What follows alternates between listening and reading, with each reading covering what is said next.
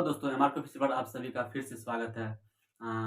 आइए आज फिर से हम लोग नए टॉपिक की शुरुआत करते हैं। हमने मूर्ति बनाने की शैली के बारे में अध्ययन कर रहे थे हम लोग, और मूर्ति बनाने की शैली के क्रम में 3 शैली को हमने पढ़ा था। पहला पढ़ा था गांधार कला शैली, उसके बाद क्या पढ़ा था मथुरा कला शैली, उसके बाद क्या बताएंगे अमरावती कला शैली।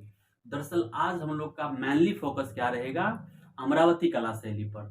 बाकी आप लोग अगर कंसंट्रेट होकर के देखते हैं, हम बार बार यही बात कहेंगे। अगर आप कंसंट्रेट होकर के देखते हैं तो 100% वीडियो आपको समझ में आएगी, क्लासेज आपको समझ में आएगी, और समझ में आती है तो अच्छी बात है। इससे अच्छी बात और हो भी क्या सकती है। तो आइए आज हम लोग का टॉपिक क्या है, अमरावती कला शैली। ध्यान से सुनिए, क्या है ये अमरावती कला शैली। अमरावती कला शैली दरअसल अमरावती कला शैली का विकास जिस प्रकार हम देख रहे थे कि गांधार कला पर बौद्ध धर्म का प्रभाव था, मथुरा कला पर भी बौद्ध धर्म का प्रभाव था, लेकिन मथुरा कला पर जैन और हिंदू धर्म का भी प्रभाव देखने को मिला। लेकिन अमरावती कला शैली पर जिस प्रकार गांधार कला पर सिर्फ बौद्ध धर्म का प्रभाव देखने को मिलता है, अमरावती कला शैली पर भी आपको बौद्ध धर्म का प्रभाव देखने को मिलता है। यानी कह सकते हैं यह कला भी बौद्ध धर्म से प्रभावित थी। बौद्ध कला भी इसको आप कह सकते हैं, बौद्ध कला। अब इस कला का विकास कैसे हुआ, इस कला का विस्तार कहाँ तक गया, उसके बारे में जानेंगे। तो बता दें आपको कि अमरावती दरअसल में दक्षिण भारत का एक जगह है। कहाँ है ये, दक्षिण भारत के आंध्र प्रदेश में। कहाँ पर, एपी लिख देंगे, समझ जाएंगे आप लोग। दक्षिण भारत के आंध्र प्रदेश में एक गुंटूर जिला है। क्या है, गुंटूर जिला। दक्षिण भारत के आंध्र प्रदेश में गुंटूर जिला में ये अमरावती नामक स्थान है। और इसी अमरावती नामक स्थान पर यहाँ पर मूर्ति बनाने की कला का विकास हुआ। इसीलिए इस कला को अमरावती कला शैली कहा जाता है। इस जगह के नाम पर, अमरावती कहाँ है, दक्षिण भारत में है, दक्षिण भारत के आंध्र प्रदेश में है, आंध्र प्रदेश के गुंटूर जिला में है।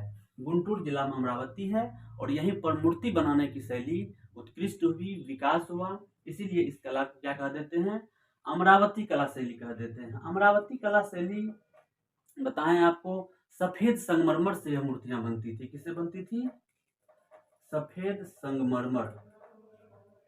सफेद संगमरमर से अमरावती कला शैली की मूर्तियां बनती थी। और इस मूर्तियों की खास बात क्या थी, यह त्रिभंग मुद्रा में है। त्रिभंग मुद्रा बोलते हैं तो आपको 3 मूर्तियों का सर एक साथ देखने को मिलेगा, इसीलिए इसको क्या बोलते हैं, त्रिभंग। त्रिभंग मुद्रा में 3 मूर्तियां एक साथ जुड़ी हुई प्रतीत होती है। प्रतीत होती क्या है, रियल में जुड़ी हुई है। इस प्रकार से मूर्ति को बनाया गया है। साथ साथ इस मूर्ति के शरीर दुबले पतले शरीर हैं, लंबे बनाए गए हैं, और शरीर पर धोती ओढ़े हुए हैं, और सर पर पगड़ी बांधा गया है। इस कला के तहत जो भी मूर्तियां बनी हैं, इस प्रकार की मूर्तियां बनी हैं। और साथ साथ मूर्तियां ग्रुप में दिखाई गई है, यानी एक ही ग्रुप में, एक ही चार्ट में कई मूर्तियां एक साथ बनी हुई देखने को मिलती है। दुबले पतले मूर्तियां हैं, शरीर पर धोती ओढ़े हुआ है, और सर पे पगड़ी बांधे हुआ है। तो इस मूर्ति कला, अमरावती मूर्ति कला शैली का विकास आप देख रहे हैं आंध्र प्रदेश के गुंटूर जिला के अमरावती नामक स्थान पर हुआ। आखिर विकास यहाँ हुआ, उद्भव यहाँ हुआ, लेकिन किसी भी चीज का विस्तार भी होता है। विस्तारवादी नीति की अगर बात करते हैं तो अमरावती कला शैली का विस्तार आपको आंध्र प्रदेश के कई जगहों में हुआ है। जैसे हम जान लें कि आंध्र प्रदेश के गुंटूर जिला में तो हुआ ही है, अमरावती में तो हुआ ही है। आंध्र प्रदेश में एक जगह है आपको नागार्जुन कोंडा। पहला ले लेते हैं क्या, अमरावती। अमरावती में इस कला शैली का विकास हुआ। दूसरा क्या है, आंध्र प्रदेश का नागार्जुन कोंडा। नागार्जुन कोंडा, आंध्र प्रदेश के नागार्जुन कोंडा में भी इस कला का विकास देखने को मिलता है। उसके बाद महाराष्ट्र के तेर नामक स्थान पर भी इस कला के नमूने, इस कला के साक्ष्य मिले हैं। क्या बोला हमने, महाराष्ट्र के तेर।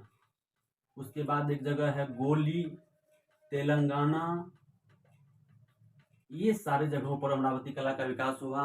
अमरावती हो गया, नागार्जुन कोंडा हो गया, महाराष्ट्र का तेर हो गया, गोली हो गया, तेलंगाना हो गया, और भी हम इसकी बात करते हैं श्रीलंका। श्रीलंका को भी आप ले सकते हैं। श्रीलंका में भी अमरावती कला शैली का विकास हुआ, और श्रीलंका में इस कला के विकास होने के साथ साथ दक्षिण पूर्व एशिया तक यह कला फैल गई। दक्षिण पूर्व एशिया। अमरावती कला शैली का विकास कहाँ से हुआ और उसकी विस्तार कहाँ कहाँ हुआ, इस चीज को हमने जाना। अब आपको बता दें एक बात कि अमरावती कला से रिलेटेड, इससे पहले अमरावती स्तूप की हम थोड़ा सा चर्चा कर लेते हैं। स्तूप, अमरावती स्तूप की खोज 1797 में की गई थी। कब की गई थी? 1797। कर्नल मैकेंजी ने अमरावती स्तूप की खोज की थी 1797 में। कर्नल मैकेंजी, नाम याद रखिएगा। 1797 यानी 1797 में अमरावती स्तूप की खोज कर्नल मैकेंजी के द्वारा किया गया था। कर्नल मैकेंजी ने सिर्फ खोजा था, लेकिन इसकी खुदाई 1840 में इसकी खुदाई वाल्टर इलियट के द्वारा किया जाता है। किसके द्वारा किया जाता है? Walter Elliot. वाल्टर इलियट के द्वारा इसकी खुदाई की जाती है, अमरावती स्तूप की खुदाई की जाती है। तो आपने देखा अमरावती कला शैली बौद्ध धर्म से प्रभावित था, और इसमें ज़्यादातर बता दें कि इसमें जो मूर्तियां बनी है, ग्रुप में तो बनी ही है, लेकिन मूर्ति का जो स्वरूप है वो हाव भाव और सुंदरता की दृष्टि से अगर बात करते हैं तो गांधार कला और मथुरा कला से उत्कृष्ट मूर्ति मानी गई है अमरावती कला शैली की, हाव भाव और सुंदरता की दृष्टि से। अमरावती कला शैली की मूर्तियां उत्कृष्ट है अन्य वो दोनों शैली से। इसमें बुद्ध के कहानियों को ज्यादातर उकेरा गया है एक चित्र के माध्यम से। इसमें बताया था आपको पहले भी, इस कला शैली में कहानियों को चित्र के माध्यम से बताने का क्या किया गया है। अब जातक कथाओं के कहानी को इसमें चित्र के माध्यम से बताया गया है। आपको पता होना चाहिए जातक कथाएं क्या है। बौद्ध धर्म अगर हम पढ़ाएंगे तो बौद्ध धर्म में इस सब की डिटेल चर्चा करेंगे। फिलहाल यहाँ उतना नहीं जाएंगे उस टॉपिक पर। जातक भगवान बुद्ध के पुनर्जन्म की जो कहानी है, भगवान बुद्ध की क्या कहानी है कि भगवान बुद्ध के पुनर्जन्म की कहानी को, बुद्ध के पुनर्जन्म की कहानी को एक ग्रंथ में संकलित किया गया है। उसी ग्रंथ को कहा जाता है जातक कथाएं। क्या कहा जाता है उसे? जातक कथाएं।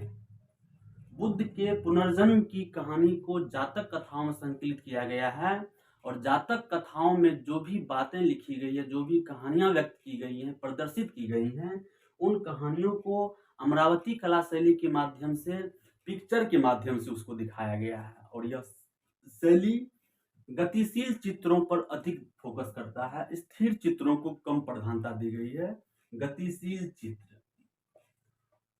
गतिशील चित्रों की प्रधानता है। गतिशील चित्रों की बात करें, जैसे मान लीजिए आप दौड़ते हुए घोड़े का सीन, दौड़ते हुए घोड़े का सीन अगर लेंगे तो पता चल जाता है देखने से घोड़ा दौड़ रहा है कि खड़ा है। आप भी खुद दौड़ रहे हैं, आपका पिक्चर लिया जा रहा है, तो आपको पता चल जाएगा गतिशील चित्र है या फिर स्थिर चित्र है। इसमें गतिशील चित्रों को फोकस किया गया है। और इस कला शैली के अंतर जो भी मूर्तियां बनी है, वह मूर्तियां डिफरेंट प्रकार की कहानियों को इसमें मूर्ति के माध्यम से दिखाया। जैसे बुद्ध के द्वारा पागल हाथियों के ग्रुप को नियंत्रित करते हुए उस दृश्य को दिखाया गया है। क्या है?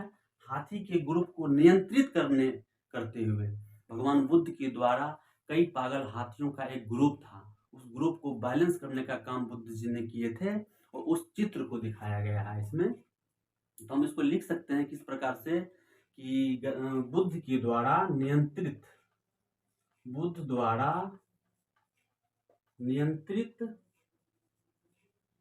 हाथियों के समूह का चित्र, इस चित्र को दिखाया गया है। और बुद्ध के पुत्र का नाम है राहुल। राहुल जब अपने पिता से मिलने के लिए आते हैं, यानी बुद्ध से मिलने आते हैं, तो उसके आगमन का दृश्य भी यहाँ पर चित्र के माध्यम से दिखाया गया है। किसमें? अमरावती कला शैली में। कई जगह पर स्त्री के पैर को पूजने का चित्र दिखाया गया है, जो धार्मिक महत्व को दर्शाता है। वो दर्शाता है कि धर्म के नाम पर काफी इम्पोर्टेंस दिया जाता था इस कला शैली में, लेकिन बाद में होता क्या है, यह कला शैली धर्म प्रधान ना होकर के मनुष्य प्रधान हो गया। इस चीज को समझना जरूरी है। धर्म प्रधान ना होकर यह कला शैली मनुष्य प्रधान हो गया। इसका मतलब क्या होता है?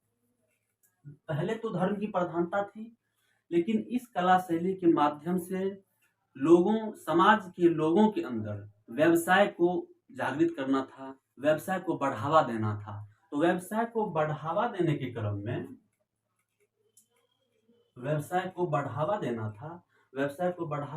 क्रम में धर्म का नियंत्रण इस पर से पूरी तरह हट गया और यह मनुष्य प्रधान व्यक्तिगत कला हो गई। इसीलिए इसको धर्म प्रधान ना होकर मनुष्य प्रधान कला कहा जाता है। किसको? अमरावती कला शैली को। इसको लिख सकते हैं हम, धर्म प्रधान न होकर मनुष्य प्रधान कला है। ये मनुष्य प्रधान कला। इस प्रकार अमरावती कला शैली की ये सब खास विशेषताएं हैं। और भी इसके चित्र दिखाए गए हैं, जैसे बुद्ध के निर्वाण का, गृह त्याग का जो चित्र है, उस चित्र को यहाँ पर मूर्ति के माध्यम से दिखाने का काम किया गया है अमरावती कला शैली में, जो कि सफेद संगमरमर से बनाया जाता था। हम लोग एक बार फिर से रीस्टार्ट शुरू से देख लें क्या क्या पढ़ा हमने। अमरावती कला शैली का विकास कहाँ पर हुआ, विकास होने के क्रम में उसका विस्तार कहाँ पर हुआ, और कौन से धर्म इस अमरावती कला शैली को मानता है। तो बौद्ध धर्म का प्रभाव इस पर देखने को मिलता है, जबकि मथुरा कला में आपको बौद्ध, हिंदू और जैन तीनों धर्म की का प्रभाव देखने को मिलता था, जहाँ गांधार कला में सिर्फ बौद्ध धर्म का प्रभाव देखने को मिलता था। और यह कला का विकास का श्रेय सातवाहन काल के शासकों को दिया जाता है। कहा जाता है यह अमरावती कला का विकास सातवाहन युग में हुआ था। कब हुआ था? सातवाहन युग में। तो सातवाहन काल के जो भी शासक हैं, जो भी राजा हैं, उन राजाओं को अमरावती कला शैली को चरमोत्कर्ष पर पहुंचाने का श्रेय दिया जाता है। तो आपको पूछ सकता है कि अमरावती कला शैली कौन सी कालीन है? सातवाहन कालीन है कि कुषाण कालीन है कि गुप्त कालीन है कि तीनों है? तो आपका आंसर क्या होना चाहिए? सातवाहन कालीन है। ये था पूरा अमरावती कला शैली की चर्चा, जो आपको बेहद समझ में आई होगी और काफी इंपॉर्टेंट चीज हमने बताई है। इनमें आपको ध्यान रखने की चीज है, 1797 में कर्नल मैकेंजी द्वारा अमरावती स्तूप को खोजा गया। 1840 में कर्नल इलियट ने इनको खुदाई करवाई थी, और इससे संबंधित कौन कौन सी मूर्तियां बनती थी, इस कला शैली का विस्तार कहाँ से कहाँ तक हुआ। आपने देखा श्रीलंका, मध्य एशिया, गुंटूर जिले के आंध्र प्रदेश के नागार्जुन कोंडा में भी देखने को मिलता है, महाराष्ट्र के तेर में देखने को मिलता है, तेलंगाना हो गया, गोली हो गया, इन सारे जगहों पर अमरावती कला शैली का पूरा फैला हुआ। तो ये था आपका अमरावती कला शैली। तीनों मूर्ति कला शैली आज समाप्त हो गया।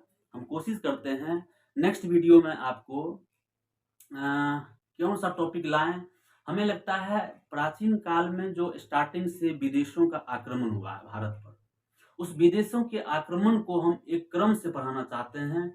सबसे पहले भारत पर आक्रमण किनका हुआ, उसके बाद किनका हुआ, सिकंदर, और सब इसी क्रम में आ जाएगा। हून वगैरह और है, बहुत सारे आक्रांताओं ने भारत पर आक्रमण किया। हम प्राचीन काल की आक्रांताओं से शुरू करेंगे और लेटेस्ट तक आने की कोशिश करेंगे। आप लोग वीडियोस को देखिए, सपोर्ट करिए। वीडियोस चीज़ों को लाने में काफ़ी मेहनत लगती है और बिना मेहनत का नहीं होता है। चीज़ों को लाने में अगर हम 10 मिनट का वीडियो आप लोग को देते हैं तो यकीनन हमें उस पर स्टडी करनी होती है। तो हमें मज़ा आता है अगर आप लोग को समझ में आती है, तो फिर स्टडी करना मायने नहीं रखता है, तुच्छ पड़ जाता है, ऐसा लगता है कि नहीं और पढ़ना चाहिए। तो फिर हम विदेशी आक्रमण को क्रम से देखेंगे। फिलहाल ये मूर्ति निर्माण कला शैली कंप्लीट हो गया। और मूर्ति निर्माण कला शैली हमने आपको चर्चा करी थी कि मूर्ति निर्माण कला शैली और मंदिर निर्माण कला शैली भी पढ़ेंगे। तो अभी मूर्ति निर्माण कला शैली पढ़ के अब विदेशी का आक्रमण पढ़ते हैं। इसी बीच में आपको 3-4 वीडियोस के माध्यम से मंदिर निर्माण कला शैली का भी हम वीडियो बीच बीच में लाते रहेंगे। मंदिर निर्माण कला शैली में जैसे आपको पता होगा नागर शैली, बेसर शैली, ये सब है उसमें। दोनों का मिक्स भी है, तो लाएंगे। बाकी वीडियो कैसी लगती है, अगर पसंद आता है, समझ में आता है तो हमें बताइए। फिर मिलते हैं नेक्स्ट वीडियो में। सभी को जय हिंद।